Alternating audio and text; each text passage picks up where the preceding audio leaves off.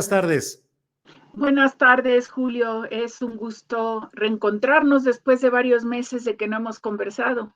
Así es, Marta. Hemos platicado en otras ocasiones, siempre con mucho interés y a profundidad de estos temas, pero es que hoy sí, Marta, estás en las portadas de los principales diarios de México y está toda la discusión acerca de lo que has dicho respecto a Marcelo Ebrard, que buena parte de ello nos lo habías dicho aquí en estas mismas pláticas, de los detalles de lo que había sucedido, pero hoy pues está aparentemente esa discusión fuerte respecto a lo que has dicho tú, lo que responde el canciller Marcelo Ebrard. Debo decirte, Marta, que vi la reacción de Marcelo Ebrard y me pareció fuera de su postura tradicional en la que suele ser un hombre cauto, cuidadoso, que no se deja llevar por las emociones o por la respuesta con descalificaciones personales, pero no hubo una discusión o una descalificación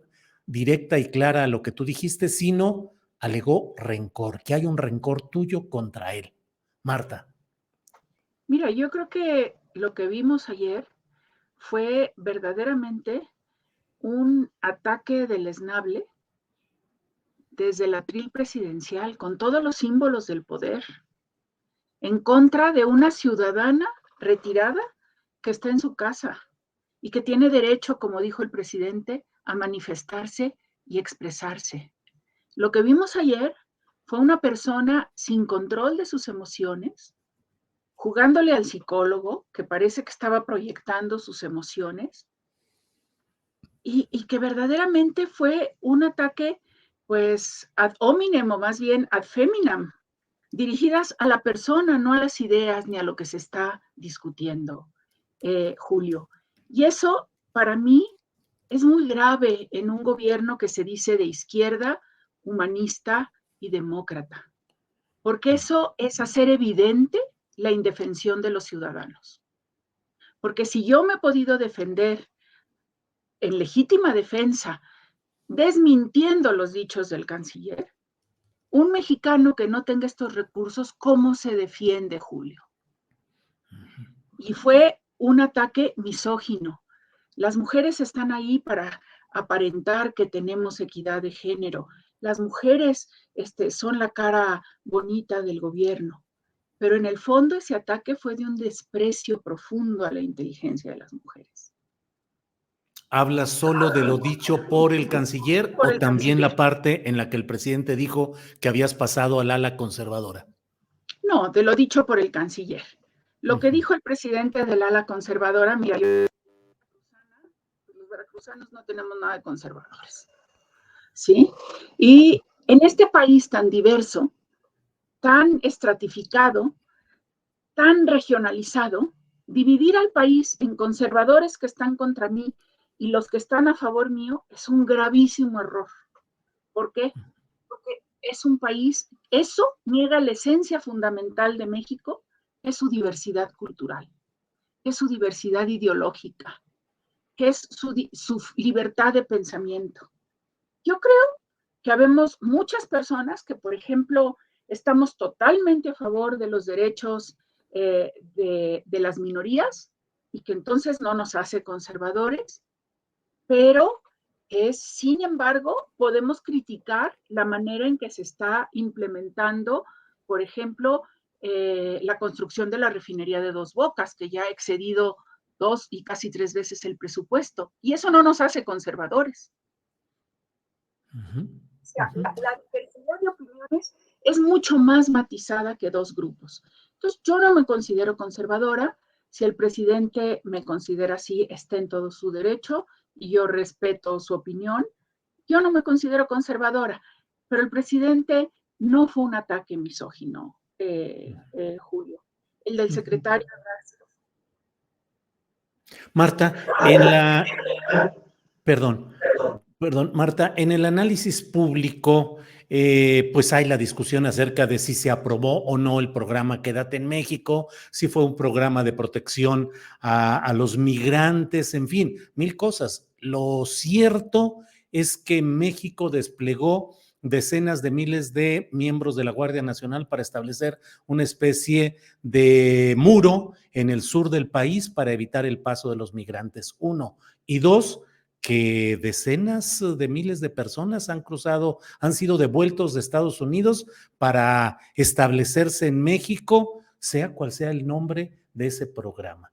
¿Estoy en lo cierto? ¿Esos son los hechos fundamentales de esta discusión, Marta? Esos son los hechos fundamentales y vemos la frontera mexicana saturada y vemos, si lees a cualquiera de los periodistas de la frontera norte, y hoy leía a Adela Navarro Bello, cómo están superados los albergues de la sociedad civil, cómo no ha habido apoyo a los gobiernos estatales y locales, y por eso es que yo me oponía al programa Quédate en México. Ahora, no es cosa menor decir que discutir si el programa Quédate en México se aprobó o no, porque eso es lo que escribe Mike Pompeo, que relata los hechos. Dice, a ver, sí se acordó con Ebrard, y Ebrard pidió que no se hiciera del conocimiento de la opinión pública, por razones de política interna. Y por eso es que a la opinión pública y a mi persona se nos presentó como una decisión unilateral de los Estados Unidos. Y por eso Pompeo dice, mantuvimos al margen a la embajadora porque se oponía. Para mí, el ocultar una negociación no ayuda a los países más débiles en cualquier negociación diplomática. ¿Por qué? Porque la verdad va a salir al fin y al cabo.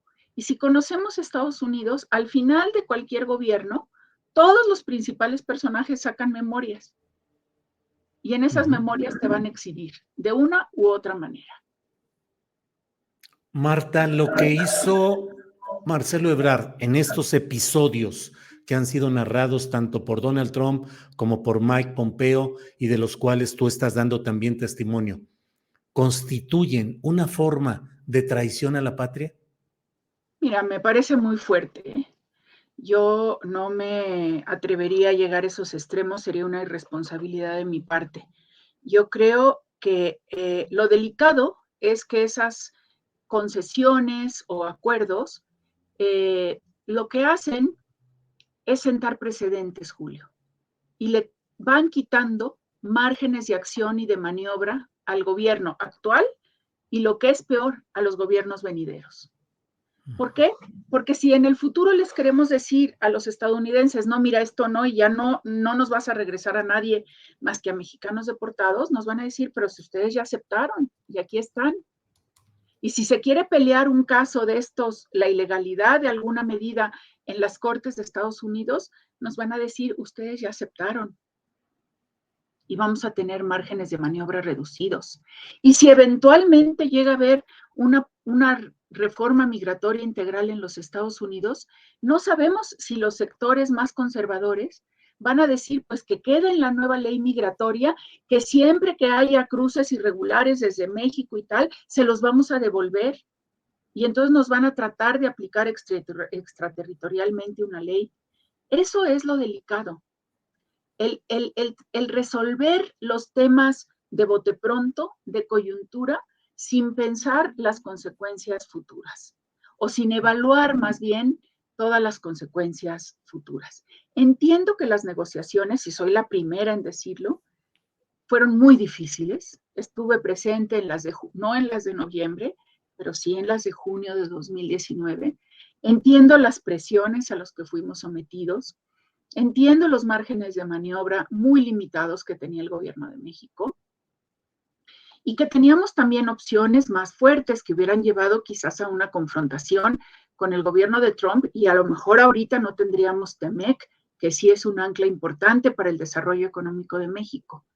Pero eso no justifica el ocultar acuerdos. Y tú recordarás, Julio, que en los acuerdos de junio de 2019 se hicieron públicos 4 puntos de esos acuerdos y después empezó a surgir que había habido la firma de un documento secreto. Y yo decía en Estados Unidos, no, porque yo pregunté y me dijeron nada. Y a los 4 días saca Trump en un tuit ese acuerdo firmado. Y entonces, pues en la embajada lo amplificamos para ver qué decía y quién lo había firmado. Y lo había firmado Alejandro Celorio, y estaba ahí ese acuerdo secreto. Marta, y además en alguna ocasión platicamos acerca de la participación de otro personaje que no tenía cargo, pero que era de las absolutas confianzas de Marcelo Ebrard, que realizaba este tipo de negociaciones. Así es, ese personaje estuvo en las negociaciones del noviembre del 2018 y ese personaje cada vez que se le menciona, citando lo que dice el libro Guerras en la Frontera, Border Wars, procede a demandar por difamación a cualquier periodista que diga eso, a los periódicos que lo publican, todo, porque el objetivo no es esclarecer la verdad, el objetivo es amedrentar. Y ese personaje es ahorita quien organiza los apoyos del Partido Verde para el precandidato Ebrard. Que es Javier López Casarín, actual diputado federal por el Partido Verde. Así es. Marta, y ya que entramos en ese terreno, hay quienes dicen los ataques de Marta Bárcenas se deben a que quiere golpear a la precandidatura de Marcelo Ebrard y favorecer a otro precandidato o precandidata. ¿Cuál es el contexto electoral que puede darse o una lectura electoral a tus declaraciones, Marta? No, mira, yo de los 4 precandidatos de Morena, conozco a Ricardo Monreal, lo he tratado poquísimas veces. A Dan Augusto López nunca lo he tratado, no lo conozco personalmente.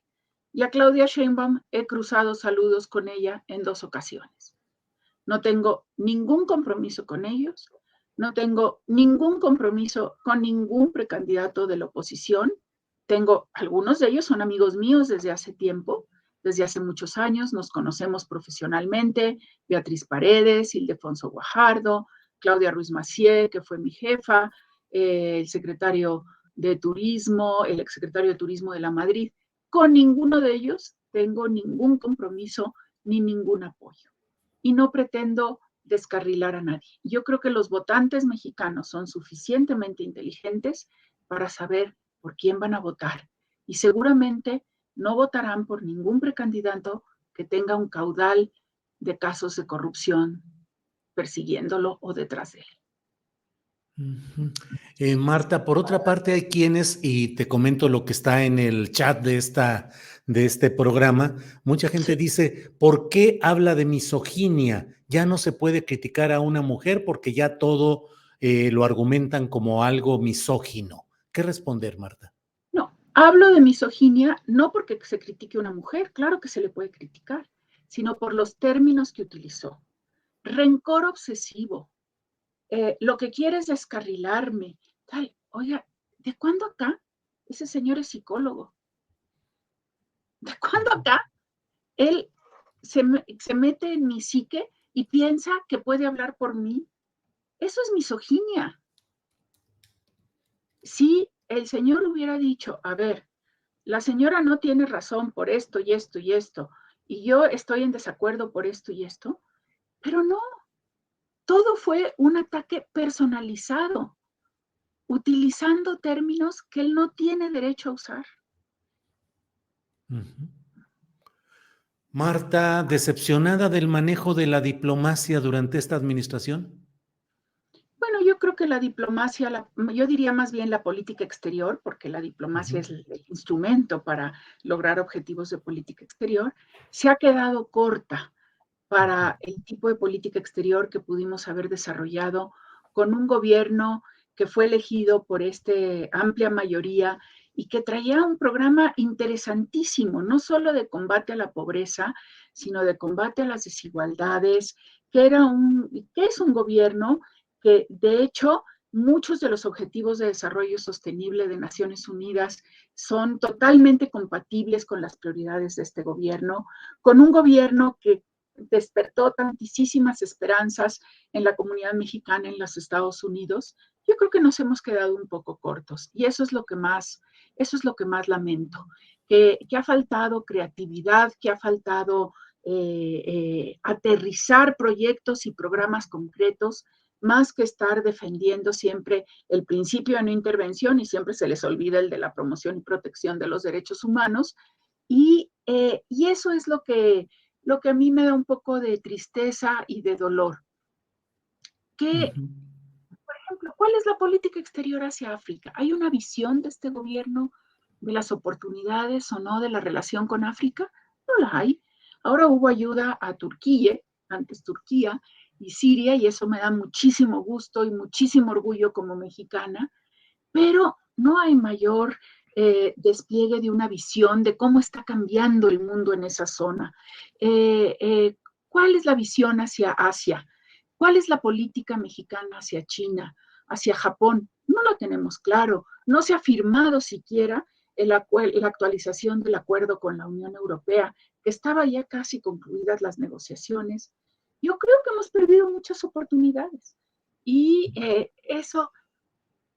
eso es lo que a mí me duele o me decepciona, que creo que se pudo haber hecho muchísimo más, que se hicieron muchas cosas bien, sin duda alguna. La participación en el Consejo de Seguridad de Naciones Unidas fue excelente.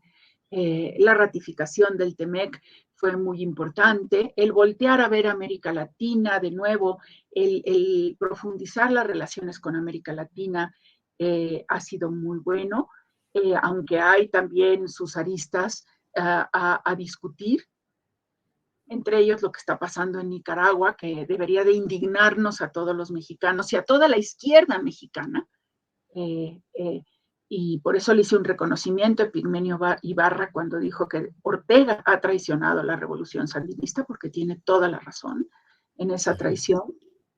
Se han hecho muchas cosas bien, pero se podían haber hecho mucho mejor si siempre hubieran prevalecido la visión de Estado y los intereses de Estado mexicanos, porque sí me consta que en toda la oposición en materia de política exterior había un claro interés en seguir fortaleciendo una política exterior de Estado.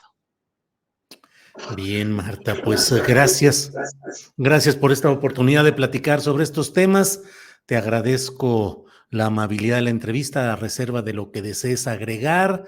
Solo cierro para la puntualización la responsabilidad de todos estos hechos de los enviados de Estados Unidos a México para que esperen la conclusión de sus procesos migratorios. Hubo quien dijo, fue responsabilidad de la embajadora Marta Bárcena. ¿De quién fue responsabilidad, Marta? De ninguna manera mía. Fue responsabilidad del secretario de Relaciones Exteriores, Marcelo Ebrard. Yo siempre me opuse al programa Quédate en México, creo que lo debimos de haber negociado de otra manera, y siempre me opuse y me opondré a un acuerdo de tercer país seguro. Bien. Pues Marta, muchas gracias por tu amabilidad y seguiremos en contacto como lo hemos hecho en anteriores entrevistas. Gracias, Marta. Gracias, Julio, a ti, y seguiremos esperando este veredicto del juicio a García Luna, del Sí, que hablaba Olga Warnat, que es tan delicado y tan doloroso para México, puesto que ha exhibido la terrible podredumbre del sistema policíaco mexicano, ¿no? así Sistema es, así es. judicial. Nos debería de preocupar mucho. Sí, así es, Marta. Ya habrá oportunidad de platicar a detalle de lo que resulte por allá. Por lo pronto, como siempre, muchas gracias, Marta. Hasta pronto. Gracias a ti, Julio, y nos vemos. Hasta luego.